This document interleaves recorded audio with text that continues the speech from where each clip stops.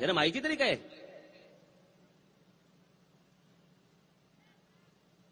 कोणतरी दिल्लीचा बाबू यांना समजवणार आणि इकडे येऊन भाषण करणार आहे.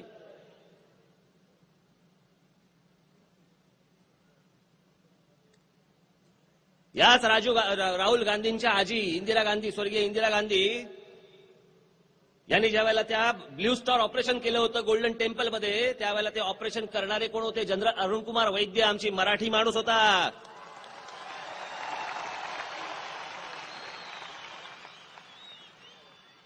आम्ही बोललो का कधी पंजाब प्रश्न मराठी माणसांनी सोडवला म्हणून?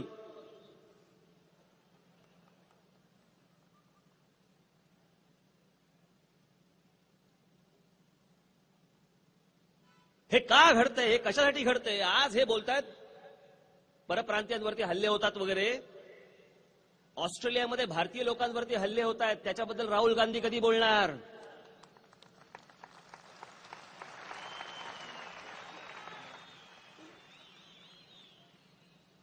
तिथे जाऊन बडबडणार नाहीत. हे एखाद्या भागामध्ये, एखाद्या राज्यामध्ये, एखाद्या शहरामध्ये अशा प्रकारचं टेन्शन का वाढतं?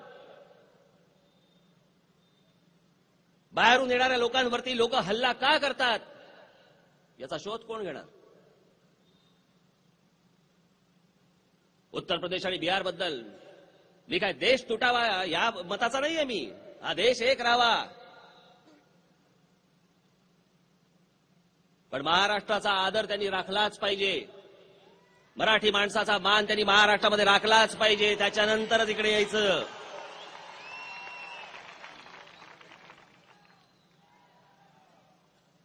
आणि मला राहुल गांधींना हाच प्रश्न विचारायचा आहे, इथे येऊन जी बकबक करताय तुम्ही, याच राहुल गांधींचे पणजोबा पंडित जवाहरलाल नेहरू यांची आजी स्वर्गीय इंदिरा गांधी, यांचे पिताश्री राजीव गांधी, यांच्या आई सोनिया गांधी आणि हे स्वतः, हे पाचही जण आतापर्यंत देश स्वतंत्र झाल्यापासून त्याच उत्तर प्रदेशमध्ये निवडणुका लढवत आहेत. त्याच उत्तर प्रदेशमध्ये.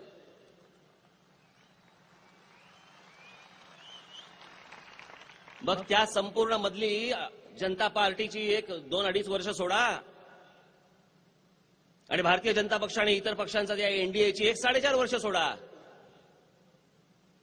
52 सालापासून आता 2010 चालू आहे, इथपर्यंत काँग्रेसचीच सत्ता होती ना केंद्रामध्ये, म्हणजे यांच्याच हातात सत्ता होती ना. मग उत्तर प्रदेश आणि बिहारचा विकास का नाही झाला? उत्तर प्रदेश आणि बिहारमधनं माणसं बाहेर का पडतायत?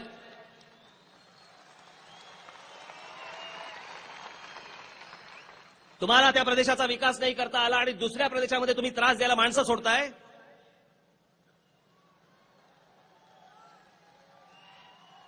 आणि मग सांगायचं देश एक आहे. मुकेश अंबानींना लंडनमध्ये बसून सांगायला काय जातं?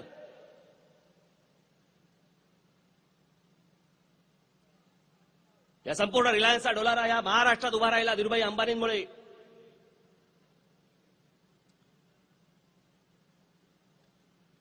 आणि त्याच्यानंतर सर्वात जास्ती जी इन्व्हेस्टमेंट केली गेली, सर्वात जास्ती खर्चिक असा जो प्रकल्प काढला गेला किंवा काढावासा वाटला मुकेश अंबानींना, तो गुजरातमध्ये काढावासा वाटला. वाटतं ना हो स्वतःच्या माणसांबद्दल, स्वतःच्या प्रांताबद्दल असतं ना प्रेम. मग माझं काय चुकलं?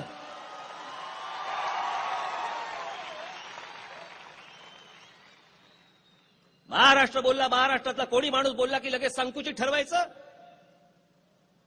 आणि देशाचे डोस पाजायचे आम्हाला. यांनी काही करायचं.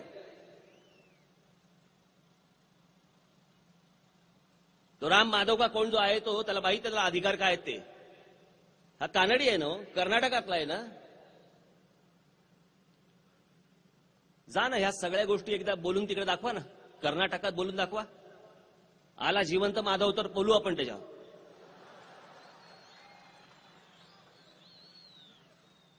तिथे बाई बोलणार नाही ती माणसं. स्वतःच्या गोष्टी लगेच बरोबर झाकून ठेवायच्या, राखून ठेवायच्या.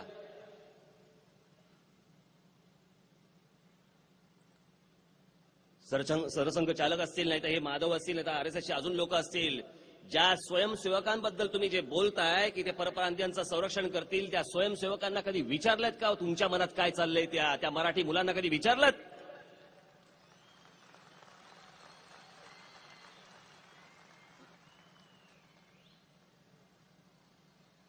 कर्नाटकामधले कायदे बदलता येतील तुम्हाला? संघाच्या सगळ्या लोकांनी तिकडे जावं कर्नाटकामध्ये आणि कर्नाटकने केलेले कायदे आहेत ते एकदा बदलून दाखवावेत. सगळ्यात महत्वाचा कायदा कर्नाटकातला कोणता? की ओलिता खाली आलेली जमीन, इरिगेशनच्या खाली आलेली कुठचीही जमीन कर्नाटकातली ही कानडी माणसाशिवाय दुसऱ्या कोणालाही देता येणार नाही. हा कर्नाटकात कायदा आहे.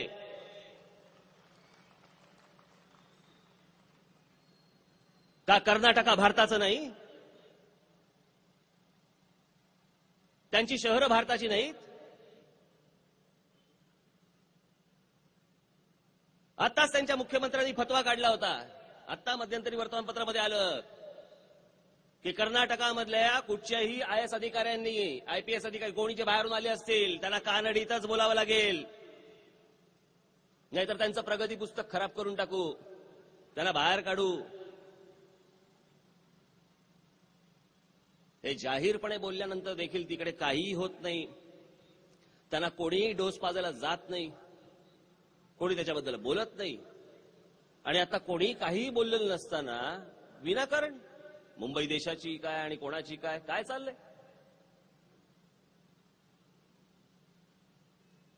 या चॅनल मधल्या काही लोकांना हे हवंय.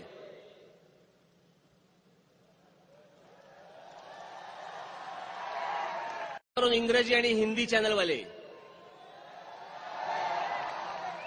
या असल्या गोष्टी सगळ्या उकरायच्या आणि महाराष्ट्राला बदनाम करायचा, मराठी माणसाला बदनाम करायचा, हा सगळा प्रकार चालू आहे. म्हणून प्रत्येकाला विचारतायत. सचिन तेंडुलकर पासून प्रत्येकाला सचिन तेंडुलकरचा संबंध काय? अहो तो क्रिकेटर आहे, त्याला तुम्ही राजकीय प्रश्न विचारता?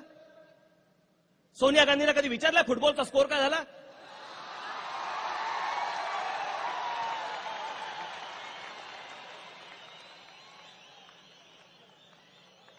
साले नवीन नवीन उद्योग ह्यांनी सुरू करायचे आणि देशाला खेळवत बसायचं. प्रत्येक राज्यामध्ये, प्रत्येक शहरामध्ये कसं कसं काय काय गोष्टी चालू आहेत बघायला नको?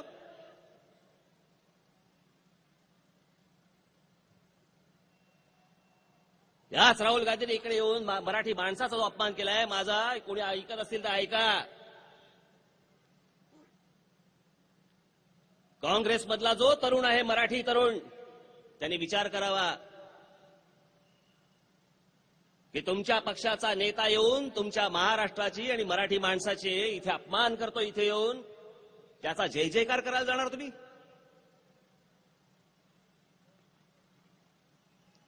त्यांच्या मागे फरफडत जाणार? आता ते काहीतरी युथ काँग्रेसचं काहीतरी नोंदणीचं सगळं सुरू आहे. त्या सगळ्या होर्डिंगवरती एक मराठी माणूस नाही, ज्याला संपर्क साधा म्हणून सांगितलंय असा एकही मराठी माणूस नाही.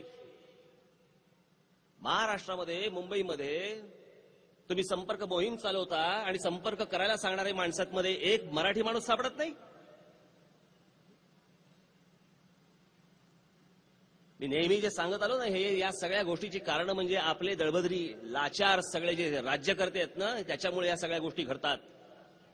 बाकीच्या ठिकाणी, बाकीच्या राज्यांमध्ये हे होऊ देत नाहीत, कारण बाकीच्या राज्यातले अत्यंत कडवट असतात. मी आता एक फोटो दाखवायला आणलाय तुम्हाला. तामिळनाडूमधले काँग्रेस सोडून जे इतर याचे झाले मुख्यमंत्री, त्यातले पहिले मुख्यमंत्री अण्णादुराई, त्या अण्णादुराई यांचं स्मारक आहे तामिळनाडूमध्ये. त्यांचा पुतळा आहे, त्यांचं स्मारक आहे. त्या स्मारकाच्या खाली एक पाटी आहे. बाकी सगळं कन्नडमध्ये लिहिलंय. हा फोटो आहे अण्णादुराईंचा भाषण करतानाचा, आणि इथे लिहिलंय Tamil yes, English yes, Hindi नाही.